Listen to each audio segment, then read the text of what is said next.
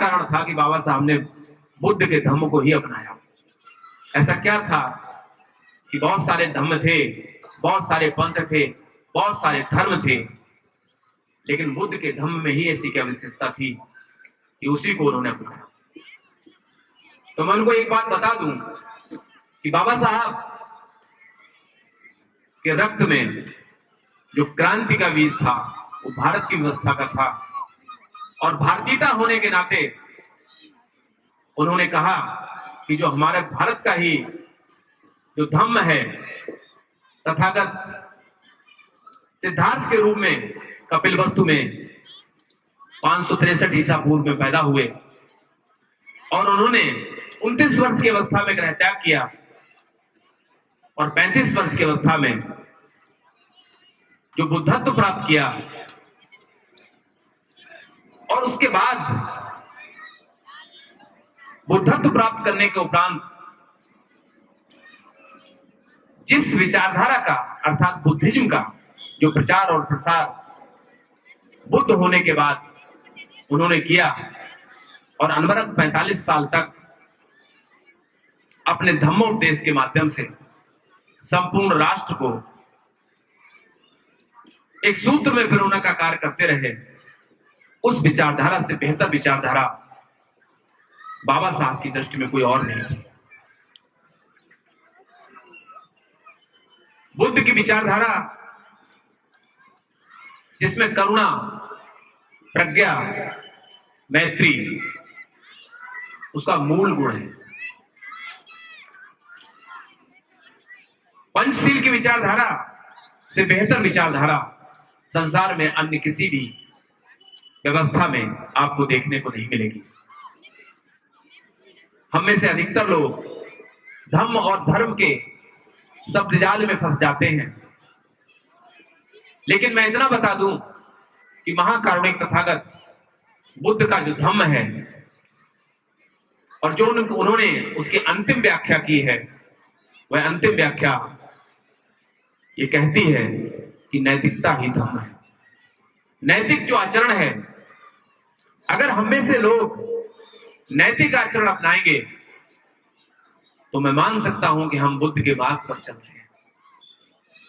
बुद्ध का मार्ग, धम्म का मार्ग, संघ का मार्ग यह स्पष्ट रूप से हमको निर्देशित करता है कि प्रत्येक व्यक्ति करुणा का पालन करे।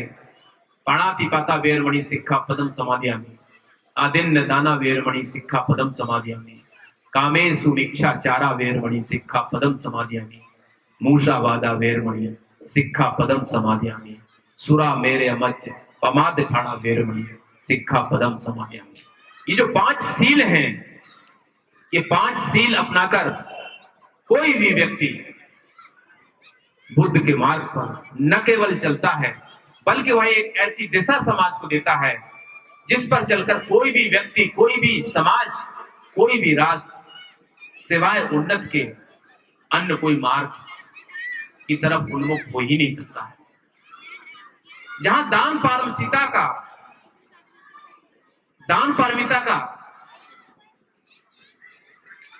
जहां पर आर्य अष्टांगिक मार्ग का स्पष्ट रूप से उद्बोधन हो, ऐसी विचारधारा से बेहतर विचारधारा संसार में कौन सी हो सकती है?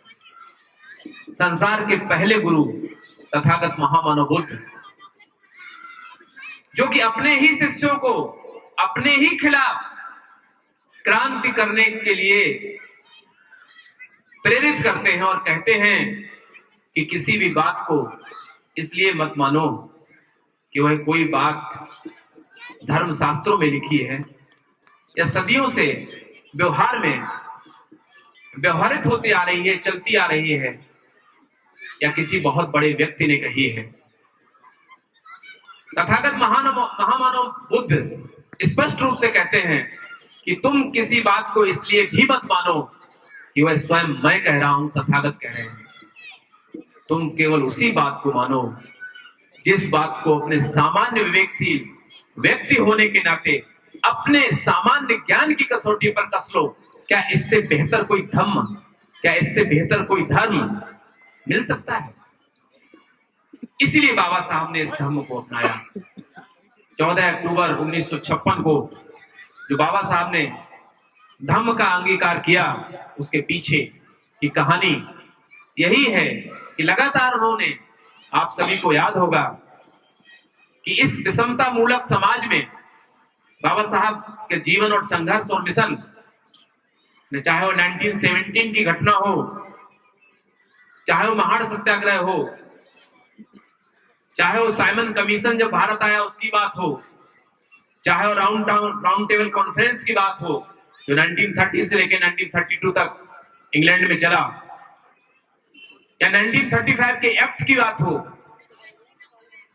बाबा साहब ने देखा कि भारतवर्ष में जो बहुमंजिला इमारत है, जो हिंदू धर्म के रूप में है, उस इमारत में जो व्यक्ति जहां पैदा हो गया उसको वहां से ऊपर नीचे जाने का कोई अधिकार नहीं है। तभी उन्होंने नासिक में 13 अक्टूबर 1935 को यह घोषणा की थी कि मैं हिंदू समाज में जन्म तो जरूर लिया हूं, क्योंकि यह मेरे बस की बात नहीं है, लेकिन मैं एज ए हिंदू मरूंगा नहीं, ये मेरे बस की बात है। और उस चीज को बाबा साहब ने 14 अक्टूबर 1956 को 21 साल बाद बुद्ध के धम्म को ग्रहण करके जो बुद्ध का धम्म है, जिसमें करुणा प्रज्ञा मैत्री का भाव है, और यही धम्म आपको एक ऐसे मार्ग की ओर ले जाता है जिससे राष्ट्रवाद का औचित्य सिद्ध होता है। भारत का संविधान अगर हम उठा के देखें तो उसमें बुद्ध की विचारधारा स्पष्ट रूप से परिलक्षित होती है, चाहे वो हमारे फंडामेंटल राइट्स हो, चाहे वो directive principle of state policy हो, चाहे वो हमारी फंडामेंटल ड्यूटीज हो, चाहे special provision of schedules caste या सर्टेन क्लासेस के लिए हो, महिलाओं के लिए विशेष उपबंध। महिला, जिस हिंदू धर्म में महिला को पात्र ही नहीं समझा गया, वही महिलाएं अभी हमारे गायक बंधुओं ने और बाकी लोगों ने भी अपने उद्बोधन में बीच बीच में कहा, और हमारी बहन जो पंजाब से आई थी उन्होंने भी अपने उद्बोधन में कहा कि बाबा साहब ने जो संदेश दिया, जो बाबा साहब की 22 प्रतिज्ञाएं हैं, आखिर उन 22 प्रतिज्ञाओं का अमल हम कब करेंगे? महिलाओं के ऊपर बाबा साहब ने जितना ध्यान दिया, चाहे वह हिंदू कोड बिल के रूप में रहा हो, या उन्हें प्रसूति अवकाश दिलाने के रूप में रहा हो, काम के घंटे हटाने के रूप में रहा हो, बहुत सारे टॉपिक्स हैं। क्योंकि बाबा साहब तो एक ऐसा बिंदु है, एक ऐसा मिशन है, एक ऐसा चर्चा का केंद्र है जिन पर जितना बोलते जाओ उतना ही कम है, और उन्हें बहुत कम समय में समेट पाना थोड़ा सा मुश्किल होता है। बाबा साहब का जीवन और दर्शन एक उस सागर की तरह है जिसमें राष्ट्रवाद का संपूर्ण औचित्य सिद्ध होता है। किस तरह से राष्ट्रीयता अपने मुकाम को हासिल कर सकती है। भाई बुद्धालंकार जी ने भी कहा था कि बाबा साहब ने ये कहा कि मैं किसी भी समाज में प्रगति की स्थिति उस समाज में महिलाओं की प्रगति से आंकता हूं। समाज में महिलाओं की प्रगति क्या है, उनका स्टेटस क्या है। अगर समाज में महिलाओं का स्टेटस नहीं है, अगर आज भी महिलाएं समाज में कंधे से कंधा मिलाकर नहीं चल पा रही, अगर आज भी महिलाएं समाज में लगातार अपमानित होती हैं, लगातार उनका शोषण होता है, उनको बराबरी का हक नहीं प्राप्त होता है, तो क्या ऐसे समाज का विकास हो सकता है? नारी जिसे हम कहते हैं कि वो प्रथम शिक्षिका है अपने बालक की, अपने बच्चे के हित के लिए पहली बार नारी एक मां के रूप में उसकी शिक्षिका होती है, और उसी नारी को अगर परिवार में बराबर का हक न दिया जाए तो क्या वह नारी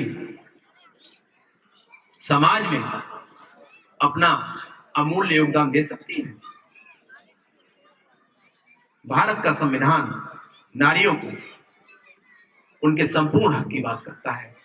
संपूर्ण हक दिलाने के लिए हमारे आर्टिकल्स में तरह तरह से आर्टिकल 23, 24 अगर आप पढ़ेंगे फंडामेंटल राइट्स का, तो आपको मिलेगा कि बाबा साहब का चिंतन, बाबा साहब का दृष्टिकोण किस हद तक वहां तक जाता है।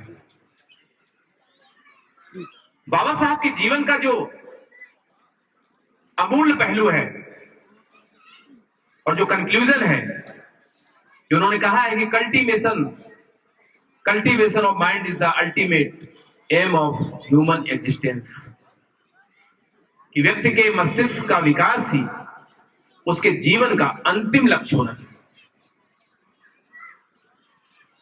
कोई भी तीज, कोई भी त्योहार, कोई भी व्रत, कोई भी उपवास न तो किसी व्यक्ति की उम्र बढ़ाता है और न ही घटाता है। हमारे चैनल बहुजन दस्तक को लाइक, शेयर, सब्सक्राइब देखना मत भूलिएगा। जय भीम, जय भारत, जय संविधान, नमो बुद्धाय। धन्यवाद। चैनल आर्थिक समस्या से गुजर रहा है। अगर आप बहुजन समाज में बाबा साहेब अम्बेडकर और तथागत बुद्ध की विचारधारा को अधिक से अधिक लोगों तक पहुंचाना चाहते हैं तो हमें आर्थिक सहयोग प्रदान करें, ताकि हम अपने चैनल के माध्यम से देश विदेश में समता, बंधुता, एकता और संवैधानिक अधिकारों को ज्यादा से ज्यादा लोगों तक पहुंचा सकें। आप अपनी सहायता राशि नीचे लिखे खाते में जमा करा सकते हैं। खाता धारक गौतम रत्ना, खाता संख्या 316957686551, IFSC कोड SBIN 0060336, बैंक भारतीय स्टेट बैंक। आप हमारे बैंक खाते का विवरण स्क्रीन पर भी देख सकते हैं। जय भीम, जय भीम। मैं गौतम रत्ना आपका बहुजन फिल्म प्रोडक्शन में स्वागत करता हूं और आप हमारे प्रोडक्शन हाउस के अंदर अपना कैरियर बना सकते हैं as a film director, as a producer and actor and actress and editor and cinematographer also. अगर आपको फिल्म से रिलेटेड कुछ भी प्रोजेक्ट आपको बनवाना है तो हमारे पास में पूरा सेटअप है, जिसमें फिल्म कैमरा है, शूटिंग लाइट्स है और एडिटिंग है। सारा A to Z एक ही जगह पर आपको हमारे यहाँ पर मिल जाएगा। तो दोस्तों आप हमें कांटेक्ट कर सकते हैं हमारे नंबर्स पर 9810085714 और 8510005714। हमारे वेबसाइट पे विजिट कर सकते हैं www.filmserviceindia.com और हमें मेल भी कर सकते हैं gautamfilmsproduction@gmail.com पर। धन्यवाद।